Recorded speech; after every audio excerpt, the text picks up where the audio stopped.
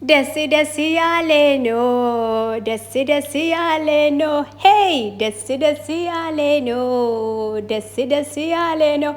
Me warri waggaa tokko muluu koomentiin dudda qurut singode koomentii barreessu. Aarsa baay'ee kan falle nutiyyuu waggaa tokko muluu har'a gammachuun kana caalu maalire dhugaa rabbennaa namni akkasitti shir guddi jedhee fataa jedhee gammachuu isaanii ibsatu.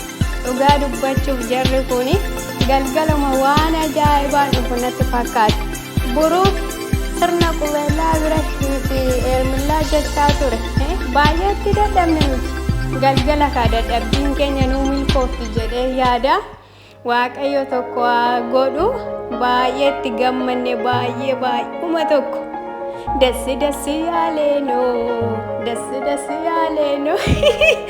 Nagaan sinii baay'atu nagaarraa fadhi akkam jirtu nagaa keessanii ani nagaa kooti warri mana koo faaraa taatan subscribe like naa godhaa walaa jajjabeessinu baay'uma natti tole galgala immoo viidiyoo jedhanii dhufu nuti wajjin jennagaa.